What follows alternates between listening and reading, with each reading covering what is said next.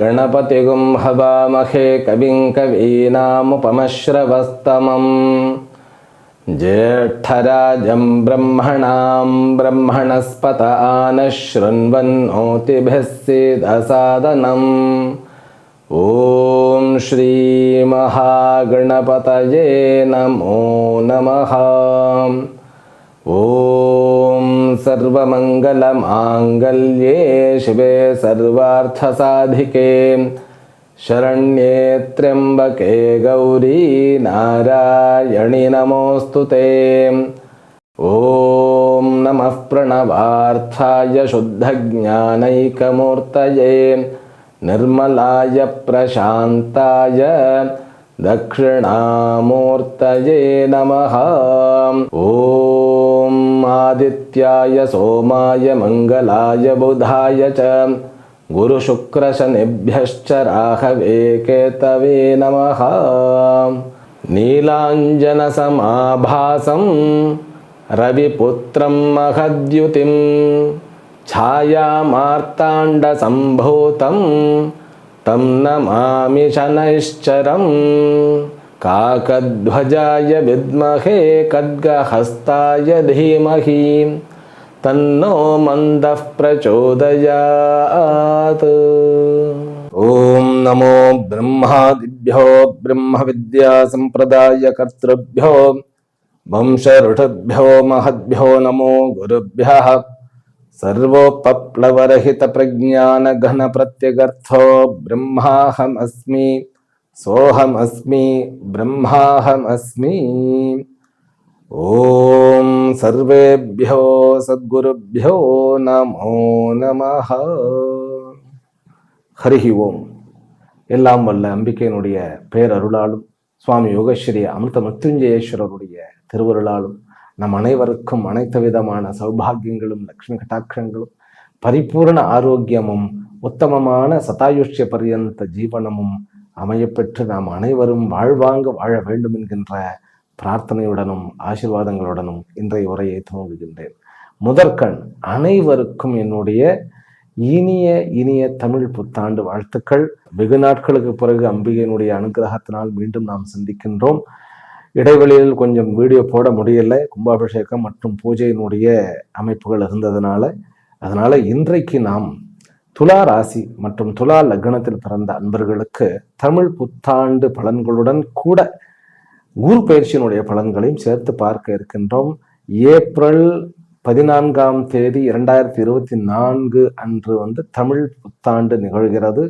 இந்த ஆண்டுக்கு பெயர் குரோதி என்கின்ற அந்த பெயரை பெற்ற ஒரு வருஷமாக இருக்கிறது. அதன் பிறகு ஒரு 15-16 நாட்களில் மே 1ஆம் தேதி குரு உங்களுடைய குரு அதாவது மேஷமாகி உங்களுடைய லக்னத்திலிருந்து 7ஆம் இடத்திலிருந்து ரிஷபம் என்கின்ற 8ஆம் இடத்திற்கு செல்லுகிறார்.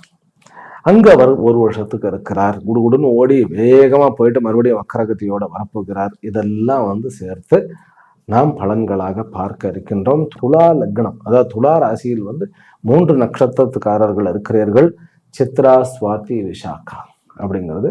சுவாதி நட்சத்திரம் என்பது தன்னுடைய 4 பாதங்களையும் கொண்டு இருக்கிறது. சரியா? அப்போ இந்த நட்சத்திரத்துக்காரர்களுக்கு இந்த புத்தாண்டினுடைய பலன், அதாவது புத்தாண்டு பிறக்கிறது அப்படிங்கிறது ஒரு ஜாதகமா நம்ம போட்டு வச்சுக்கலாம். புத்தாண்டு என்பது உங்களுடைய மிதுனம் அதாவது 9ஆம் இடத்தில் இருக்கக்கூடிய ஆர்திரா நட்சத்திரத்துல தான் ஆரம்பிக்கிறது. அந்த புத்தாண்டு நிகழும் பொழுது உங்களுடைய அந்த 7ஆம் இடத்துல குருவும் சூரியனும் சிவராஜ யோகமாக உங்களுடைய லக்னத்தை அதாவது துலா ராசியை பார்க்கிறார்கள். சுக்கிரன் அதாவது உங்களுடைய லக்னாதிபதி, துலாமுக்கு அதிபதி யார் அப்படின்னு கேட்டா சுக்கிரன். ஆக்சுவலி சொல்ல போனா துலாம் ராசிக்கு யார் எனிமின்னாக்கா, நல்ல ரகசியம் சொல்றேன் கேட்டுக்குவோம், நம்ம தான் நமக்கு எனிமி. நல்ல யோசனை பண்ணி பாருங்க. நாம் எடுக்கக்கூடிய முடிவுகள், நாம் வந்து சில விஷயத்துல கேர்லெஸ்ஸா விட்டது தான் நமக்கு வந்து முன்னாடி பெரிய இஷ்யூவா வந்து நிற்கும்.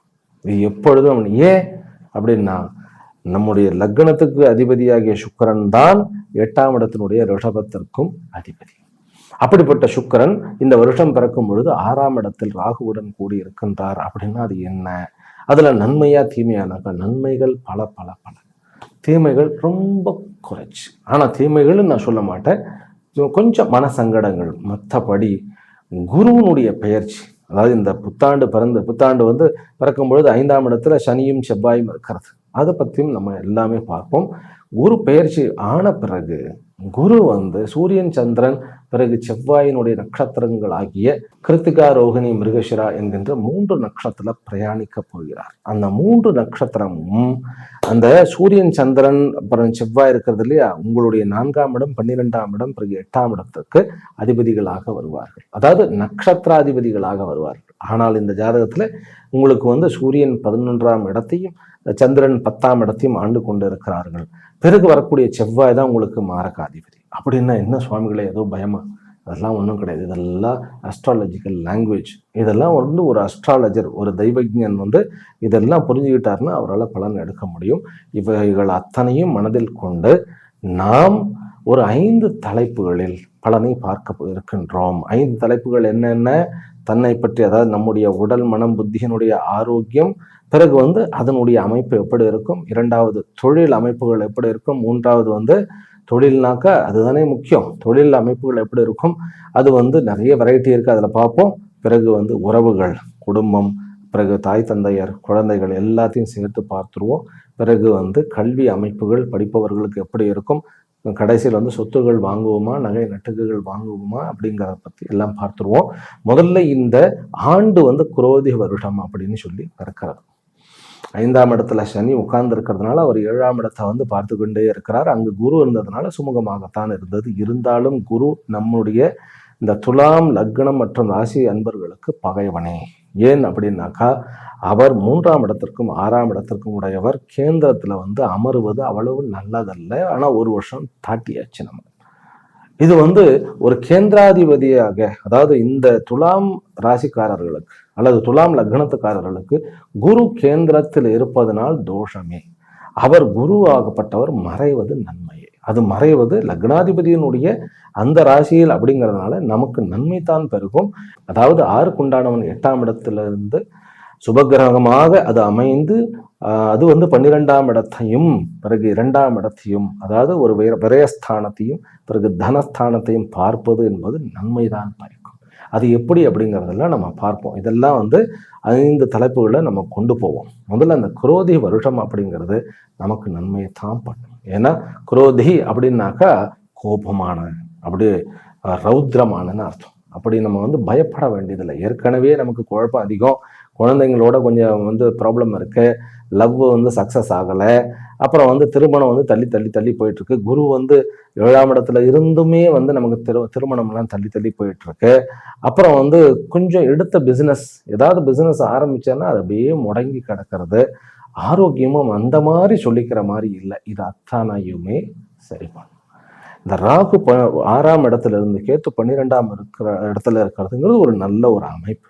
ஆனால் அதுவே ராகு நீங்கள் பிறந்த காலத்தில் உங்களுடைய நட்சத்திரத்தோடு சம்பந்தப்பட்டிருந்தது அப்படின்னா அங்கு பிரச்சனை வந்துடும். அதனால துலா லக்னத்துக்காரர்கள் கொஞ்சம் ஜாக்கிரதையாக இருக்க வேண்டிய ஒரு காலகட்டம் தான் இது. எந்தெந்த விஷயத்திலையும் பார்த்துருவோம். முதல்ல ஆரோக்கியம் எப்படி அப்படின்னாக்கா, ஆரோக்கியம் இனிமேல் தான் இம்ப்ரூவ் ஆக போகிறது. ஆரோக்கியம், குரு வந்து ராசியை பார்த்துக்கிட்டு இருந்தாரு அப்படின்னா, குரு வந்து கேந்திரத்தை விட எப்பவுமே சுபகிரகம் கேந்திரத்துல நல்ல பலனை கொடுக்காது. சொல்லப்போனால் முழு பலனை கொடுக்க முடியாது.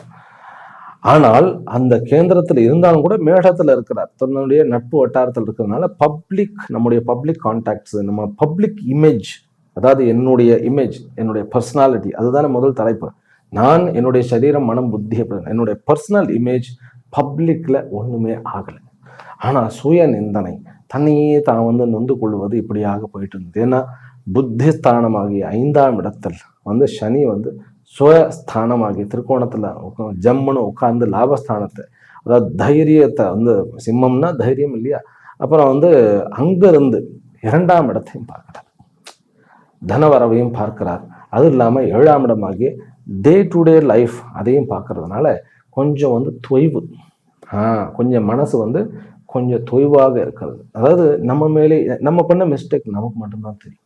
அதனால அந்த சுய காழ்ப்புணர்வு, சுய பச்சாத்தாபம், இந்த மாதிரி சுய நிந்தனை, இந்த மாதிரி எல்லாம் போயிட்டு இருந்ததெல்லாம் விலகும். அந்த குரு வந்து விலகும் போது, ஏனென்றால் குரு வந்து இந்த ஜாதகத்துக்கு வந்து 6க்கு உண்டானவன் அப்படிங்கும் போது அது விலகும் பொழுது நமக்கு இதெல்லாம் விலகும். இதெல்லாம் நன்மைகள். குரு வந்து மறைவது நன்மையே. சரி, மறைந்தாலும் கூட அவர் 11ஆம் இடத்த அதிபதியினுடைய நட்சத்திரத்துக்கு போறார். அங்கதான் நான் என்ன சொல்றேன், இந்த வருஷம் ஆரம்பிக்கும் பொழுது குருவும் சூரியனும் 7ஆம் இடத்துல இருந்தது என்பது குட் ஸ்டார்ட். அது ஒரு நல்ல ஒரு புஷ்அப். அதாவது பிசினஸ்லயே ஆகட்டும், உங்களுடைய பர்சனாலிட்டியில ஒரு நல்ல புஷ்அப்.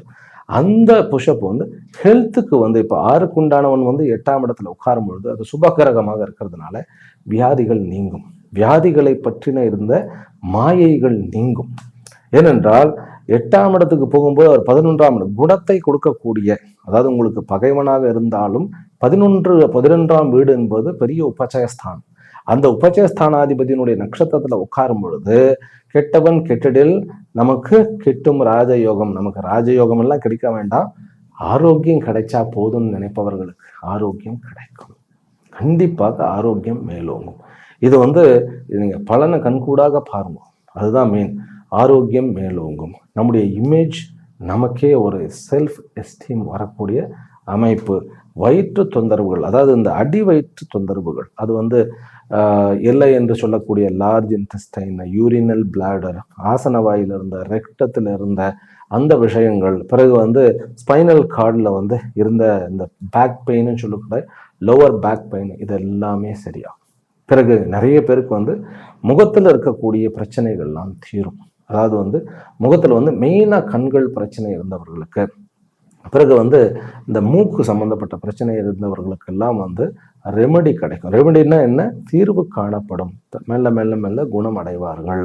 கொஞ்சம் அதுக்கு நான் வந்து சில ப்ரேயர்ஸ் எல்லாம் இருக்கு, நான் சொல்றேன். மனசளவுல தெம்பு வந்து கூடும். இதெல்லாம் வந்து குரு பயிற்சியினுடைய அமைப்பு.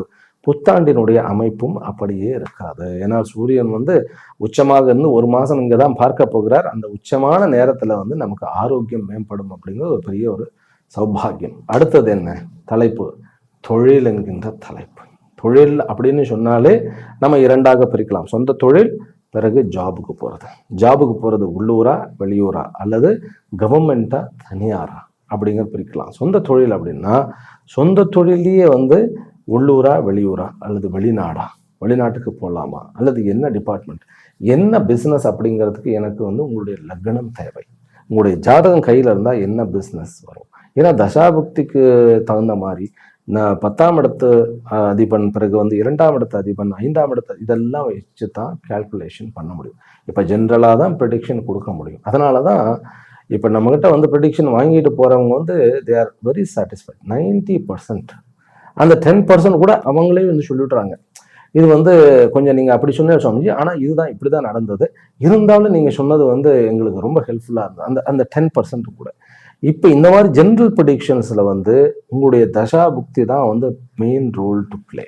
அப்புறம் உங்களுடைய ஜாதகத்தில் உங்களுடைய இந்த கிரக அமைப்புகள். அதனால இன்னும் தெளிவாக, அதாவது சந்தேகமின்றி நமக்கு பார்க்கணுன்னாக்கா ஜாதகத்தை கொண்டு வாங்க, அதை பார்த்துருவோம்.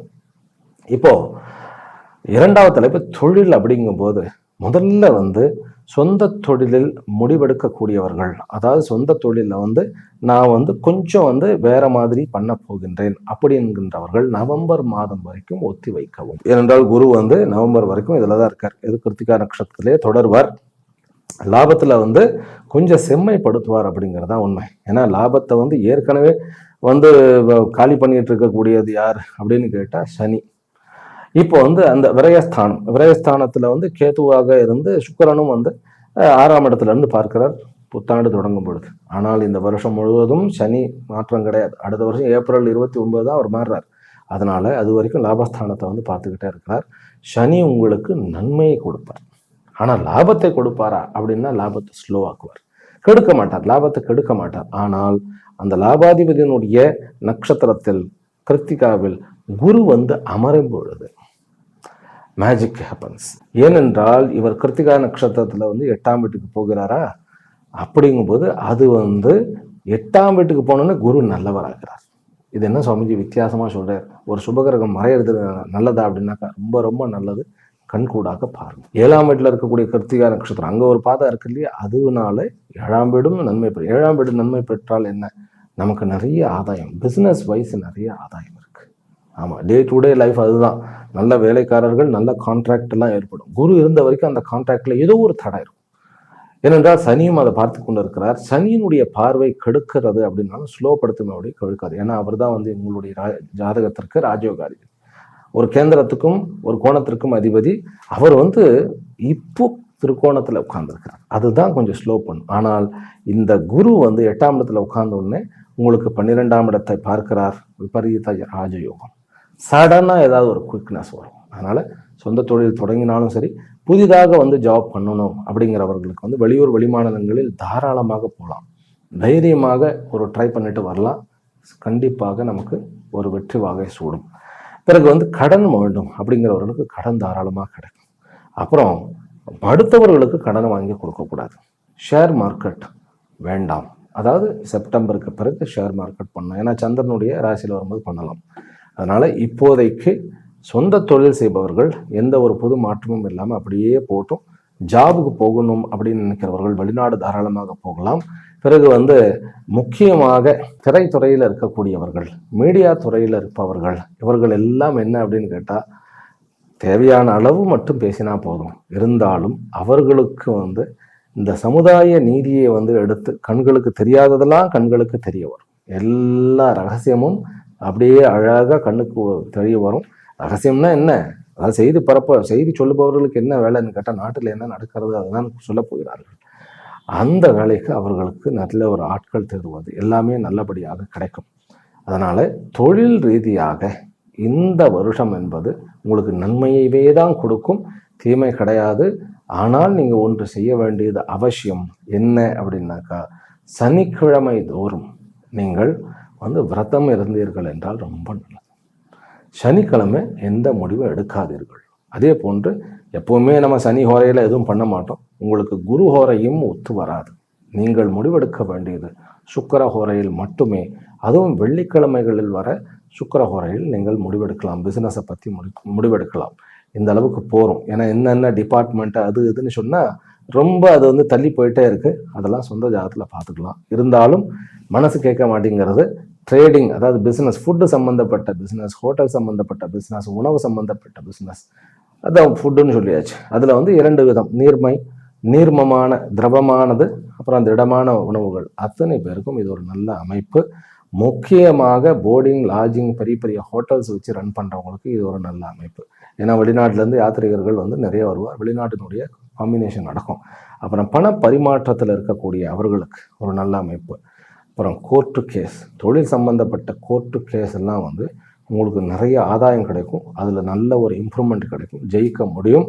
இருந்தாலும் நாம் குறுக்கு வழியில் போய் ஏதாவது பண்ணலாமான்னு யோசிக்கவே வேண்டாம். சட்டத்துக்கு எதிராக போகவே வேண்டாம். ஏனென்றால் உங்களுக்கு செலவு தான் மிச்சம். 2ஆம் இடத்தை சனி பார்த்து கொண்டே இருக்கிறார், 11ஆம் இடத்தை பார்த்துக்கிட்டே இருப்பார், 7ஆம் இடத்தை. அதனால சட்டத்துக்கு விரோதமாக போனால் தொழிலில் வந்து அடிபட்டுரும். இந்த அளவுக்கு போகிறோம். கடைசியில் பயமுறுத்திட்டீங்களே சுவாமிஜி அப்படின்னு நினைக்க வேண்டாம்.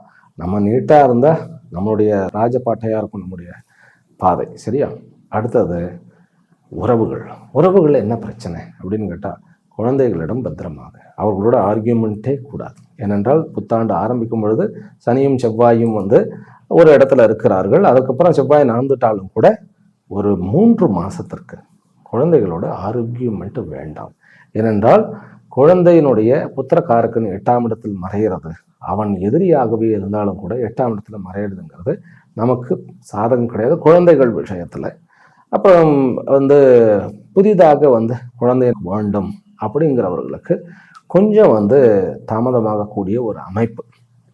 ஆனாலும் கூட உறவுகளில் வந்து குழந்தைகள் அப்படிங்கிற விஷயத்த ரொம்ப ஜாக்கிரதையாக ஹேண்டில் பண்ணும். மனக்காயமெல்லாம் எதுவும் ஏற்பட்டக்கூடாது. 1. 2வது, தாத்தா பாட்டி விஷயத்தில் ஏதாவது ஒரு காரியம் பண்ண வேண்டிய ஒரு அவசியம் வரலாம். அதனால் தாத்தா பாட்டி மேலே அன்பு அதிகமாக செலுத்துங்கள். பிறகு என்ன அப்படின்னாக்கா, நட்பு ரீதியாக வரக்கூடிய பணம் அத்தனைக்கும் கணக்கு வழக்குகளை காண்பீங்கள். பிற்காலத்தில் அது பிரச்சனை ஆகக்கூடிய வாய்ப்புகள் இருக்கு. சரி, மனைவி, கணவன் மனைவி உறவுகள் அப்படின்னாக்கா, கணவன் மனைவி உறவுகளில் ஒரு விஷயம் ரொம்ப ஜாக்கிரதையா இருக்கணும். ஒருத்தர் மற்றவருடைய ஹெல்த்தை கண்காணியுங்கள். மருத்துவ செலவுக்கு நம்ம பணம் கொடுக்க வேண்டியதா இருக்கும். அதனால கணவன் மனைவி உறவுல மனதளவு சிக்கல் கிடையாது. ஆனால் குழந்தை நிமித்தமாக வரக்கூடிய சங்கடங்கள் தானே ஒழிய மற்றபடி ஆரோக்கியத்தை நாம் பார்த்து கொள்ள வேண்டும். அதன் பிறகு முக்கியமான உறவு என்ன அப்படின்னு கேட்டா, நமக்கு வெளியில இருக்கக்கூடிய பிசினஸ் ரீதியான உறவு. கம்யூனிகேஷனை குறைக்காதீர்கள். பரவாயில்ல அப்படின்னா ஒரு மெயில் போனா மெயில் போடுங்க, மெசேஜ் போனா எல்லாத்துக்கும் ரிப்ளை பண்ணுங்க, ரெஸ்பான்சிவாக இருங்க. நான் தாராளமா, ஏன்னா ராகு நல்ல புது புது கான்டாக்ட்ஸை கொடுப்பார். நல்லபடியாக நம்ம மெயின்டைன் பண்ண முடியும். ரைட்டா? அதனால உறவுகள் விஷயத்தில் குழந்தைகள் தான், பிறகு பெரியவர்கள், மூத்தவர்கள், தாத்தா பாட்டி, சித்தப்பா பெரியப்பா, சித்தப்பா விட பெரியப்பா, அவருடைய அந்த ஒரு அமைப்பு கொஞ்சம் பார்த்து கொள்ள வேண்டிய அவசியம். அவர்களுக்கு முடிஞ்சா உதவி பண்ணுங்க.